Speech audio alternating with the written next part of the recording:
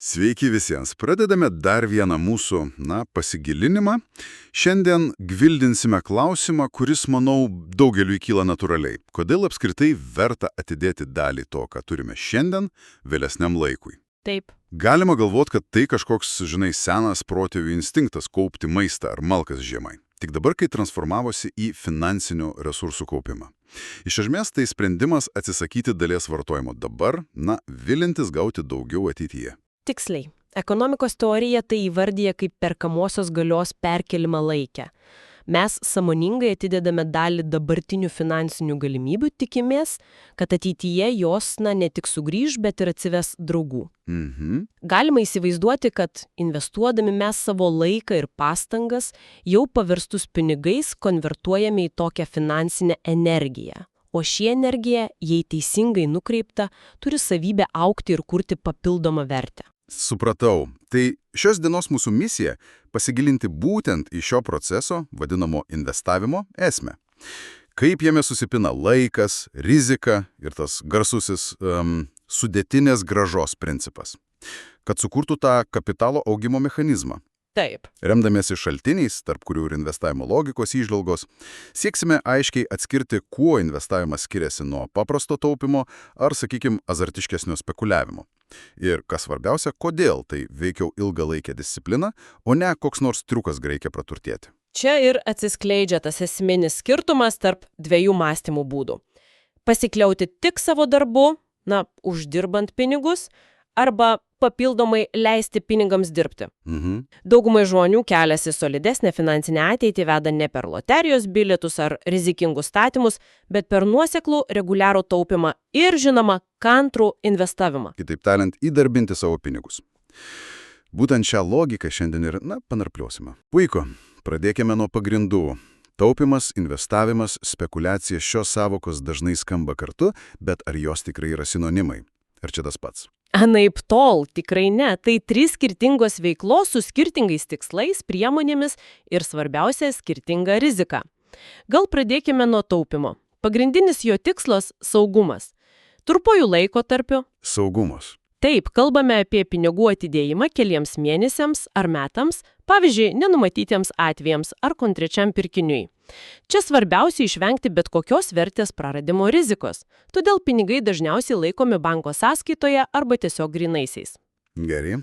Tačiau šis saugumas turi savo kainą – infliaciją. Ji tarsi nematoma kandis nuolat graužia pinigų perkamąją galią. Pavyzdžiui, jei metinė infliacija yra, tarkim, 2 procentai, o banko indėlis siūlo vos 1 procentą palūkanų. Tai realiai minusas. Realiai per metus prarandama 1 procento pinigų vertės, taigi taupimas išsaugo tik nominalią sumą, bet ne jos realią vertę laikui bėgant. Suprantama dėl saugumo, bet ar tas infliacijos graužimas neverčia žmonių ieškoti kažko, greitesnio? Gal čia ir atsiranda ta spekulacijos pagunda? Atrodo viliojančiai greitas pelnas. Būtent čia dažnai ir pasireiškia spekulacijos vilionė. Jos esmė siekis greitai uždirbti iš kainos svyravimų, dažnai visiškai ignoruojant arba net nesuprantant prisiimamos rizikos. Spekuliantas perka turtą, ar tai būtų akcija, ar kriptovaliuta, ar net tulpių svogūnėliai 17 amžiuje, ne todėl, kad tiki jo ilgalaikė verte ar verslo perspektyvomis, bet tikėdamasis, kad artimiausiu metu atsiras kažkas, kas sumokės brangiau. Tiesiog parduoti brangiau. Taip, tai labiau panašu į statymą dėl trumpalaikio rinkos judesio, dažnai pagrįsta gandais, karštomis naujienomis ar tiesiog nuojauta. Istorija pilna pavyzdžių, kaip tokie lūkesčiai subliūkšta, nuo jau minėtos tulpių manijos iki .com interneto įmonių burbulo ar kai kurių kriptovaliutų projektų žlugimo. Verta paminėti ir empirinis tyrimus.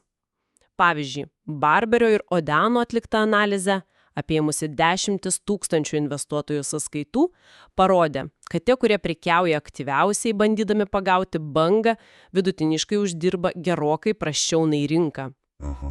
Jų tyrime aktyviausi prekiautojai pasiekė vidutinę 11,4 procentų metinę grąžą. Tuo tarpu pats rinkos indeksas tuo pačiu laikotarpiu augo 17,9 procentai. Pagrindinės priežastis – emocijos. Baimė praleisti progą, panika per kritimus, per didelis pasitikėjimas ir transakcijų kaštai.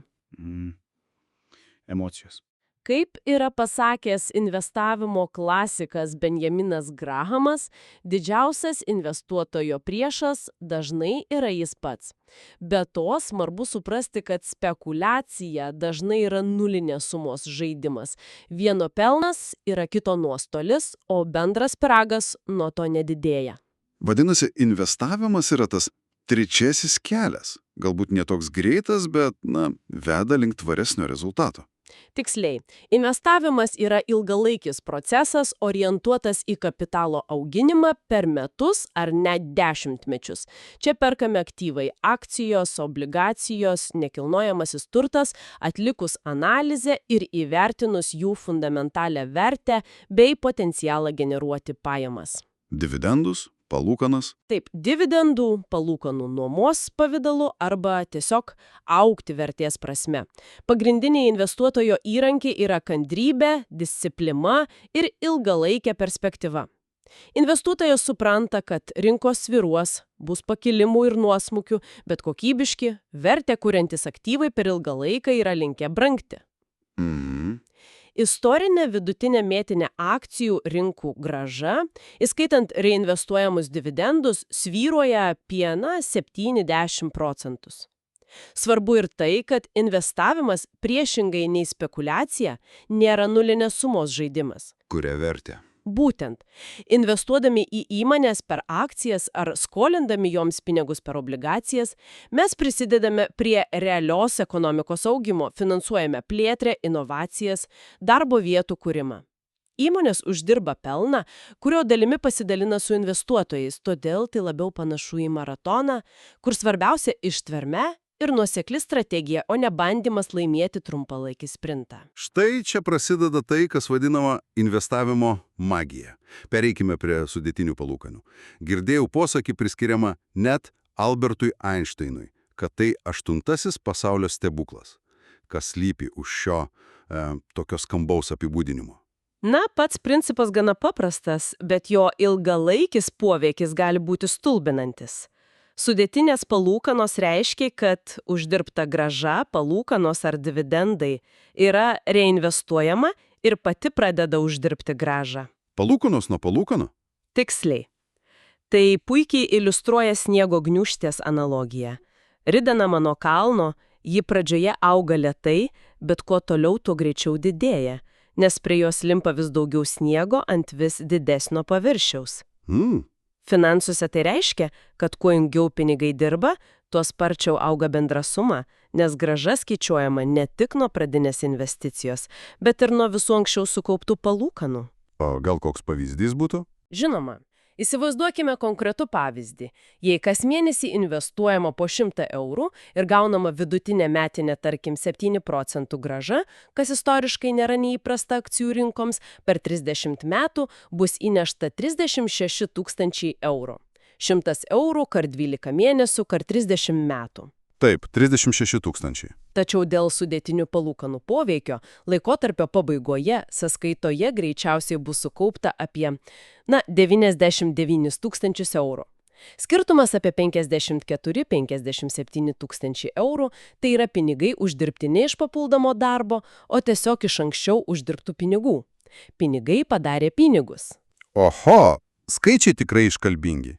Iš to seka, kad pats svarbiausias veiksnys yra pradėti kuo anksčiau, ar ne? Būtent. Laikas yra vienas galingiausių sąjungininkų investavime. Dažnai net svarbesnis už pačią investuojamą sumą. Yra toks klasinis palyginimas. Papasakok. Įsivaizduokime du žmonės. Investuotoja A pradeda investuoti būdama 25 metų. Ji kasmet investuoja po 5 000 eurų 10 metų iki 35. Iš viso jį įneša 50 000 eurų. Tada ji nustoja investuoti, bet palieka pinigus augti toliau. Gerai. O kitas? Investuotojas B pradeda vėliau, nuo 35, bet investuoja po 5 000 eurų kasmet net 30 metų iki 65. Jo bendra įnešta suma yra 150 000 eurų, 3 kartus didesnė nei A. 3 kartus daugiau. Taip. Ir tarkime, abu gauna tą pačią 7 procentų metinę grąžą. Sulaukus 65, investuotoja A įnešusi tik 50 000 eurų, turės sukaupus apie 500 000 eurų, o investuotojas B įneša 150 000 eurų, turės apie 540 000 eurų. Neįtikėtina. B įnešė trigubai daugiau, bet A beveik pasivijo jį vien dėl tų pirmųjų 10 metų anksčiau.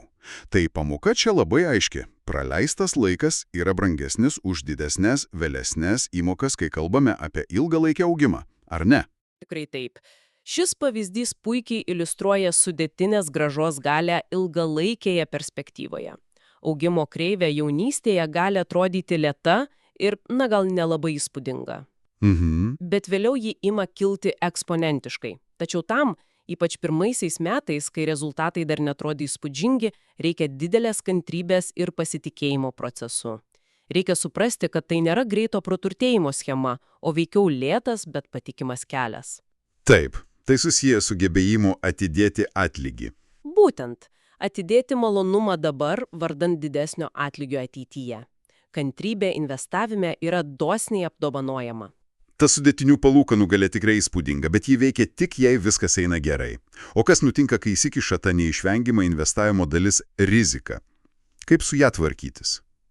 Pirmiausia, svarbu teisingai suprasti, kas yra rizika finansų pasaulyje. Tai nėra vien tik tikimybė prarasti pinigus. Rizika yra, kaip čia pasakius, neapibrėžtumas. Neapibrėžtumas? Taip, galimybė, kad faktinis rezultatas skirsis nuo laukiamo ir šis skirtumas gali būti tiek neigiamas, praradimas, tiek teigiamas, didesnis nei tikėtasi pelnas. Finansuose rizika dažnai matuojama turto kainos svyravimais, vadinamuoju volatilumu. Egzistuoja fundamentali taisyklė – rizikos ir grąžos kompromisas. Paprastai tariant, norint tikėtis didesnės potencialios grąžos, reikia prisimti ir didesnę riziką, taigi didesnį neapibrėžtumą ir galimus svyravimus. Logiška. Pavyzdžiui, vyriausybės obligacijos laikomos mažai rizikingomis, bet ir jų istorinė grąža yra kukli. Akcijos istoriškai atnešė didesnę grąžą, bet jų kaina gali svyruoti kur kas labiau. Svarbu suvokti, kad rizika nėra vien tik priešas, kurio reikia vengti, ji yra ir galimybių šaltinis. Rinkos tarsi moka rizikos premiją, papildomą grąžą už tai, kad investuotojas sutinka toleruoti neapibrėžtumą. Ar įmanoma tą riziką kažkaip valdyti, sumažinti jos neigiamą poveikį? Be abejo, ir tai yra esminė investicijos strategijos dalis. Vienas pagrindinių rizikos valdymo įrankių yra diversifikacija. Tas posakis apie kiaušinius viename krepšyje. Tiksliai. Nedėti visų kiaušinių į vieną krepšį. Praktikoje tai reiškia investicijų paskirstimą tarp skirtingų turto klasių, pavyzdžiui, akcijos, obligacijos, galbūt nekilnojamasis turtas ar žaliavos. Skirtingų šalių? Taip, skirtingų geografinių regionų ir skirtingos ekonomikos sektorių. Dažniausiai tai daroma investuojant per diversifikuotus fondus, kurie patys valdo šimtus ar net tūkstančius skirtingų pozicijų. Idėja paprasta. Jei vienai investicijai ar sektoriui nesiseka, tikėtina, kad kitiems seksis geriau ir bendras portfelio rezultatas bus stabilesnis. Supratau. O kas dar? Kitas kritiškai svarbus rizikos valdymo elementas yra investavimo drausmė. Tai reiškia gebėjimą laikyti savo ilgalaikio plano ir vengti impulsyvių sprendimų, ypač kai rinkoje vyrauja stiprios emocijos, panika per kritimus ar euforija per pakilimus. Emocijos vėl. Taip. Kaip sako patyrę investuotojai, panika ne strategija, kaip ir godulys. Disciplinuotas investuotojas turi aiškų planą, atitinkantį jo tikslus ir rizikos toleranciją, ir jo laikosi net tada, kai aplinkui daug triukšmo. Ir kaip minėjot anksčiau, cituojant Grahamą, kartais didžiausia rizika yra pats investuotojas ir jo emocijos. Tikrai taip. Emocijų kontrolė yra kertinis akmuo. O kalbant apie rizikas, negalima pamiršti ir tos tyliosios infliacijos. Taip. Jau minėjome jos poveikį santaupoms, kaip ji veikia investicijas. Infliacija mažina bet kokių pinigų perkamąsią galią. Graužia vertę. Būtent, jei investicijų grąža neviršija infliacijos lygio, realiai turtas neauga, o gal net mažėja. Pavyzdžiui, jei infliacija yra 3 procentas, o investicija uždirba 2 procentus, reali grąža yra neigiama -1 procentas. Tai blogai. Ilgainiui tai turi didžiulį poveikį. Pastovi 3 procentų infliacija per maždaug 24 metus sumažina pinigų vertę perpus. Tai tarsi paslėptas mokestis, kurį mokame už pinigų laikymą pačiužiniu ar mažų palūkanų sąskaitoje. Aha. Aukšta infliacija netgi gali iškreipti investavimo sprendimus, skatindama žmonės pirkti materialius daiktus, pavyzdžiui, dar vieną nekilnojamo turto objektą ar auksą, vien tam, kad apsisaugotų nuo pinigų nuvertėjimo, net jei tai nėra fundamentaliai geriausia investicija. Čia ir slypi paradoksas. Koks? Ilgalaikėje perspektyvoje pats saugiausias pasirinkimas laikyti grynuosius dėl infliacijos tampa vienu rizikingiausių būdų prarasti perkamąją galią. Investavimas, nors ir susijęs su trumpalaikiais svyravimais, yra vienas iš būdų bandyti aplenkti infliaciją. Vadinasi, laikas ne tik augina pinigus per sudėtinę grąžą, bet ir padeda, tarsi išgydyti dalį rizikos. Ar teisingai suprantu? Galima sakyti ir taip. Rizikos suvokimas labai priklauso nuo laiko horizonto. Trumpuoju laikotarpiu, tarkim per 1 metus, akcijų rinkos rezultatai gali būti labai nenuspėjami. Galimas ir dviženklis prieaugis, ir dviženklis nuostolis. Tai labiau panašu į atsitiktinumą. Loterija beveik. Gal ne visai, bet daug neapibrėžtumo. Tačiau žvelgiant į ilgesnius periodus, 10, 20 ar daugiau metų, tie trumpalaikiai svyravimai linkia išsilyginti. Po nuosmukių ateina pakilimai, o bendra tendencija dažniausiai atspindi ekonomikos ir įmonių pelnų augimą. Istoriniai duomenys, pavyzdžiui, analizuojant JAPS S&P 500 indeksą, rodo, kad kuo ilgesnis investavimo laikotarpis, tuo mažesnė tikimybė patirti nuostolį. Investuojant 1 metams, nuostojo tikimybė istoriškai siekia apie 25–30 procentus. Bet investuojant 20 metų periodui, diversifikuotas akcijų portfelis praktiškai visada baigdavo su teigiama grąža. Logiška. Jau supratome, kodėl verta pradėti anksti, bet ar tam būtina turėti didelę sumą pinigų pačioje pradžioje? O gal nuoseklumas investuojant, kad ir mažesnes sumas reguliariai, yra svarbesnis? Praktika ir daugybė tyrimų rodo, kad nuoseklumas ir reguliarumas dažnai yra kur kas svarbesni nei bandymas sukaupti didelę pradinę sumą. Čia į pagalbą ateina strategija vadinama dollar cost averaging arba lietuviškai periodinis investavimas vidurkinant kainą. Kaip tai veikia? Jos esmė labai paprasta. Investuoti fiksuotą pinigų sumą reguliariais intervalais, pavyzdžiui, kas mėnesį ar kas ketvirčiai, nepriklausomai nuo to, kokia tuo metu rinkos situacija ar kainos kyla ar krenta. Nesvarbu, kas vyksta. Taip, šis metodas turi kelis reikšmingus privalumus. Pirma, jis automatiškai verčia pirkti daugiau investicinių vienetų, kai kainos yra žemos ir mažiau, kai jos aukštos. Dėl to ilgainiui vidutinė vieno vieneto įsigijimo kaina dažnai būna mažesnė nei bandant nuspėti dugną. Aha, protingai skamba. Antra, tai pašalina emocinį spaudimą ir poreikį nuolat spėlioti, ar dabar geras laikas pirkti. Sprendimas yra automatizuotas. Trečia ir galbūt svarbiausia, tai formuoja discipliną ir įpročiai reguliariai atsidėti dalį pajamų ateičiai, tai garsusis principas sumokėk savo pirmiausia. Tai tarsi psichologinis triukas savo pačiam, nustatai ir pamiršti, kad nereikėtų kaskart jaudintis dėl rinkos nuotaikų. Iš dalies taip. Tai padeda išvengti emocinių sprendimų. Priešingas požiūris laukti, kol susikaups reikšminga suma, turi trūkumų. Visų pirma, prarandamas brangus laikas, per kurį pinigai jau galėtų pradėti dirbti ir naudoti sudėtinių palūkanų efektų. Laikas. Vėl tas laikas. Taip. Anta, kyla rizika investuoti visą didelę sumą pačiu nepalankiausiu metu, pavyzdžiui, rinkos piko metu prieš pat kritimą. Trečia, daugeliui žmonių psichologiškai lengviau skirti investicijoms mažesnę sumą reguliariai, nei vienu ypu atsisveikinti su didelė pinigų suma. Vadinasi, raktas į sėkmę paversti investavimą ne kažkokiu ypatingu įvykiu, o tiesiog įpročiu, kasdienės finansinės higienos dalimi. Kaip tai padaryti praktiškai? Kokie patarimai būtų? Tiksliai. Įpročio formavimas yra esminis dalykas. Keli praktiniai patarimai galėtų būti tokie. Pirma – automatizuoti procesą. Susitarti su banku ar investicinė platforma dėl automatinio periodinio nurašymo iš algos sąskaitos į investicinę sąskaitą. Kad nereiktų galvot. Taip, ką akis nemato, to širdžiai, ir piniginiai mažiau gaila. Antra – sekti savo progresą, bet ne kasdien.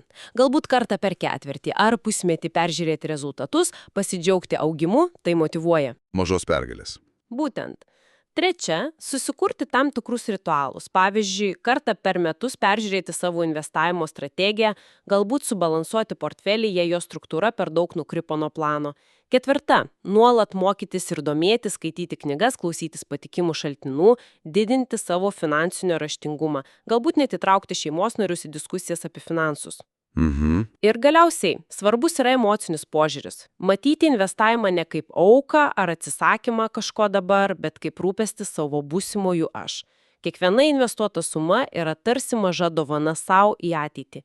Tai reikalauja tam tikro optimizmo ir pasitikėjimo, kad ateitis bus ir kad joje norėsis gyventi finansiškai saugiau. Puikiai apibendrinta. Taigi, jei reikėtų išskirti pačius svarbiausius principus iš visos mūsų diskusijos, kokie jie būtų? Ką turėtų įsidėmėti kiekvienas, mąstantis apie savo finansinę kelionę? Man atrodo, išryškėjo keli esminiai punktai. Taip. Pirma, mąstyti ilgalaikėje perspektyvoje, investavimas yra maratonas, ne sprintas. Antra, aiškiai atskirti investavimą nuo trumpalaikio taupimo ir, azartiško spekuliavimo. Trečia, išnaudoti sudėtinės grąžos jėgą, pradėti kuo anksčiau ir leisti pinigams uždirbti pinigus. Ketvirta, sąmoningai valdyti riziką per diversifikaciją ir, kas nemažiau svarbu, valdyti savo emocijas. Tikrai taip. Ir penkta, laikytis disciplinos bei nuoseklumo, paversti reguliarų investavimą įpročiu. Ar kažką praleidau? Ne, manau, tai puikiai santrauka. Norisi gal tik pridurti, kad investavimas yra daugiau nei vien tik techninis procesas ar skaičių žongleravimas, tai tam tikra prasme ir gyvenimo filosofija. Filosofija. Taip. Ugdo gebėjimą planuoti į priekį, atidėti malonumą, valdyti emocijas, pasitikėti procesu ir ateitimi. Galima metaforiškai sakyti, kad kapitalas yra sukaupta energija, mūsų praeities darbo, pastangų laiko rezultatas, kurią mes sąmoningai nukreipiame į ateitį, tikėdamėsi, kad ji ten sukurs dar daugiau vertės ir galimybių. Gražiai pasakyta. Ir pabaigai, norėčiau palikti klausimą pamąstymui visiems klausantiems. Galbūt verta pažvelgti į investavimą ne tik kaip į finansinę prievolę ar būdą sukaupti turtą, bet kaip į įrankį kurti didesnę asmeninę laisvą ir kontrolės jausmą. Finansinė laisvė galiausiai yra ne tik konkreti suma sąskaitoje, bet ir sąmoningumo būsena, žinojimas, kad pats kuri savo finansinę ateitį ir kryptį. Tad kyla klausimas, kokį vieną, kad ir visai nedidelį žingsnį link šios būsenos būtų galima žengti jau šiandien.